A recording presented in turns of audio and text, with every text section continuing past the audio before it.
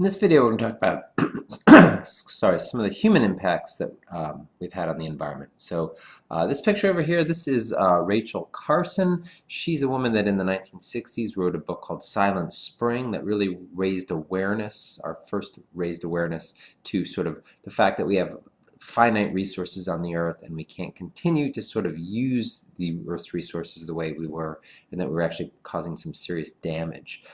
Over here, I don't know if you've seen a picture that looks like this, but every summer we get this region in the Gulf of Mexico right off of the Louisiana coast called the dead zone. It's dead because the dissolved oxygen levels go so low that it can support essentially no animal life.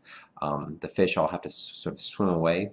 In the winter it gets much smaller, and we know now that's due to all the fertilizers that wash into the Mississippi River and that flood into the Gulf every spring and cause these explosive algal blooms that then that algae dies and decomposes in the summer months, which depletes the oxygen, all the decomposition of all that oxygen. So that's a big concern locally. And then over here, these are an extinct species called the great auk. They were discovered about 200 years ago on some islands.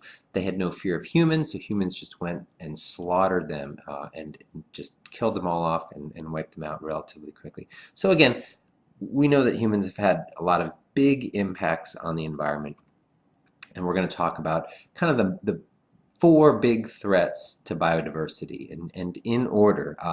The largest and most serious threat is habitat destruction, right? Humans have just, through agriculture, through just living, expanding our own habitat, we've just destroyed a lot of natural habitat, and we've broken it up into smaller fragments, and that's obviously been very difficult for the species that live there. So habitat destruction has been kind of the cause. Most species that have gone extinct, it's due primarily to habitat destruction. Number two, introduced species. We know about nutria in the Louisiana area. We also know about the Asian tiger shrimp in the Gulf, and there's a lot of others. This is a Nile perch that was introduced to Lake Victoria in Africa. It's caused a lot of problems on the native species. So humans have accidentally or intentionally introduced a lot of non-native species, and that's really disrupted a lot of these sort of native communities. Overexploitation is another one. Overhunting, we talked about the great auk, or overfishing. We've depleted a lot of our fisheries, so that's another big problem. And then global changes, obviously. Climate change is a big one, but also acid precipitation, ozone depletion. We'll talk about some of the global changes that humans are responsible for. So again, habitat destruction is really the most important. Again, about 3/4 of all species that have gone extinct are due to loss of habitat. So that's really critical, and preserving habitat, especially in those areas like the rainforest and coral reefs, and protecting some of those habitats because they have such biodiversity is really important. Introduced species, again, second leading cause. Also really important. We've heard a lot about nutria locally in efforts to eradicate nutria. Nile perch in Lake Victoria is also a big one in Africa. So those are also issues. Some other invasive species that you may not have heard of. This snake right here is called the brown tree snake. It's native to Asia. It was introduced to the island of Guam. Guam had no native snakes, and it just about decimated all the native birds. They weren't used to snakes. They would nest on the ground, and this snake just went around and devoured them all. Down here we have fire ants. You're probably somewhat familiar with fire ants. They've kind of moved into many of the habitats. They're very aggressive. They obviously attack a lot of the native insects, and they've been very disruptive to a lot of ecosystems in the southern United States. This aquatic plant looks kind of nice, but it's also very invasive. It's called hydrilla. It takes over and chokes water systems, especially in Florida and the southeast. It's a big problem in a lot of our freshwater ecosystems. So those are some examples of some problematic species that have been introduced to different areas. Again, overexploitation. In Africa, the elephant is probably the best example of this, right? We've hunted them for their ivory. Ivory is very expensive, and if you are in Africa and you don't make a lot of money, the temptation to go out and hunt and kill elephants for their ivory is really hard to resist. So Trying to deal with that is a big problem, trying to protect the African elephants. We talked about the great auk. Again, a lot of these native species on these islands were very easy to just kind of overhunt and eradicate because they just had no natural enemies. So that was a good example. The dodo bird was another example of that. More recently in Asia, there's a growing appetite for bluefin tuna, for seafood, sushi, and so forth. And so over harvesting of bluefin tunas has been a real problem. This is one of those apex predators in the oceans of the Pacific, and we're depleting them and quickly depleting them. And we know that when we deplete an apex predator, food chains can get out of whack really quickly, right? These keystone species. In terms of global changes, the one you're probably most familiar with is climate change. So here's a graph that maybe you've seen. It shows the increase in carbon dioxide, again, seasonally going up and down due to the summer and winter seasons in the northern hemisphere, which have a lot of forests, right?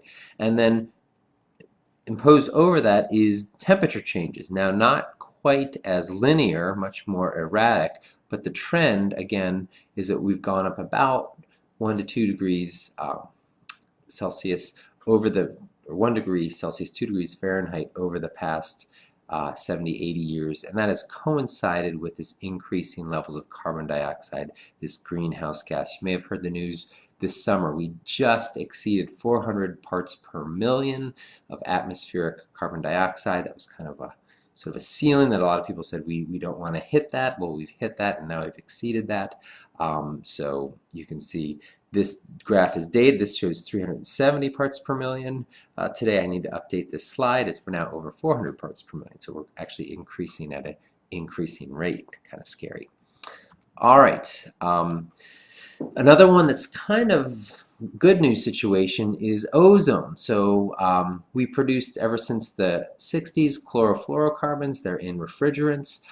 When they escape into the atmosphere, they get up into our stratosphere and they deplete ozone. Ozone is also O3. It's 3 oxygens bound together, and it reacts with these chlorofluorocarbons. And what we've seen from the 60s through the 1990s is a steady thinning of the ozone layer. Not necessarily a hole, but definitely a thinning of the ozone layer, especially over Antarctica. Okay, now no one lives there, right? There's not a lot of strong sunlight there, but there was this hole that appeared. In 2000, we banned CFCs, so it's a hope that now the ozone layer will naturally repair itself. We haven't seen evidence that it's completely repaired, but we haven't seen further thinning of the ozone layer. So this is an example of human actions banning CFCs may actually have kind of reversed this trend, and hopefully we'll see the ozone returning to its normal layer. So, fair people like me won't, get fried by the sun and die of skin cancer. Okay. So again, banning CFCs and refrigerants hopefully will cause that problem to be mitigated. Another problem you've probably heard of is acid precipitation. You may have heard of acid rain, but remember it can also be in the form of snow, sleet, or hail, or other frozen forms of water. And that's due primarily to fossil fuel emissions, and specifically nitrogen and sulfur that is in fossil fuels. And when you burn them, especially coal's got a lot of nitrogen and sulfur in it. When you burn coal, it gets, those nitrogen sulfur compounds get oxidized into what we call NOx and SOx. That could be NO2, NO3, SO3, SO2, SO4. All those oxidized forms of nitrogen and sulfur, when they get into the atmosphere, they combine with water vapor in the upper atmosphere and they form acids, sulfuric and nitric acids. And you can see when they come down, they are acidic, especially in the Northeast. Okay, we have a lot of factories in this area, high populations in this area, lots of emissions, auto emissions in this area, which contribute to that acid precipitation. Especially a problem in aquatic ecosystems where that water in lakes and areas, ponds, tends to remain for a while, and then more precipitation comes down and it builds up, and we see high levels of acid. Also a big problem in Canada. You can't see Canada here, but a lot of our nitrogen and sulfur emissions go up into Canada and create a lot of acid precipitation up there as well. So this is a problem. We can regulate nitrogen and sulfur in fossil fuels, and we do this, and we've tightened up these regulations. So hopefully we'll see a reduction in acid precipitation again in the next coming decades. So again, they come back down to Earth and cause pHs to decrease.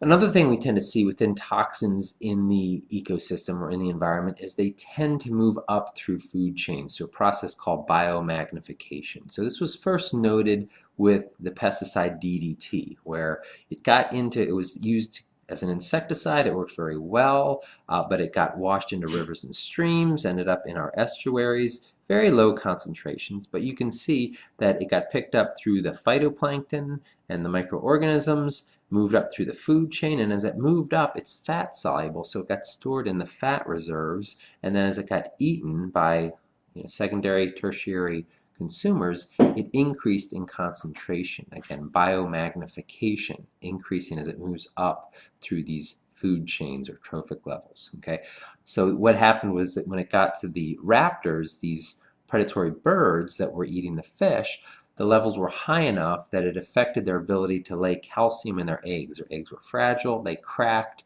and they couldn't sustain their numbers. And what we saw in the 60s and 70s is populations of these large raptors, eagles, ospreys, hawks, all crashed.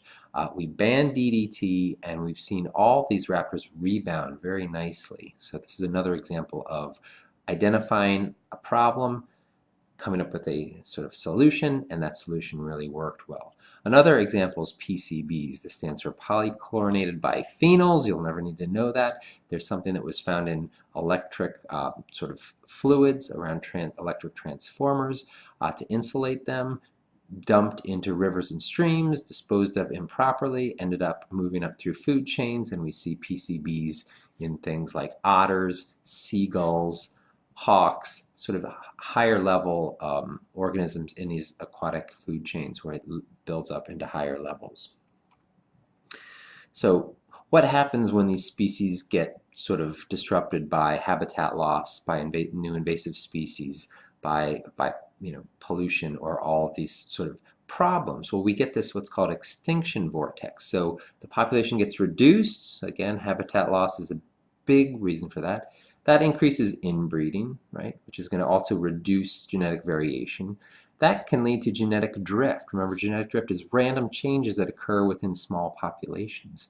That, again, both those lead to loss of genetic variation. So that's, again, reducing the ability for these populations to sort of adapt and survive to changes, which reduces individual survivorship, makes the population less fit, lowering reproduction and increasing mortality, which is causing smaller populations. And so we see this extinction vortex, kind of smaller populations leading to more problems. So when populations get really small, just due to the inbreeding and genetic drift that occurs, it's very, very hard to get them to ever rebound. And sometimes we'll get a population that's still there. We'll say they're really genetically extinct. They're so small, they just don't have enough genetic variation to survive. And some areas that have been identified that have right now a lot of biodiversity, but they also have a lot of threatened species, are called hotspots. We have some in the Chaparral region of California. The rainforests, of course, are big areas for that. Another Chaparral region in South Africa.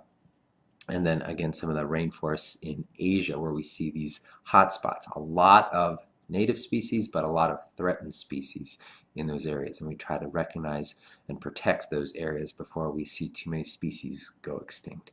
So this is just a quick overview of a lot of the human impacts on the environment.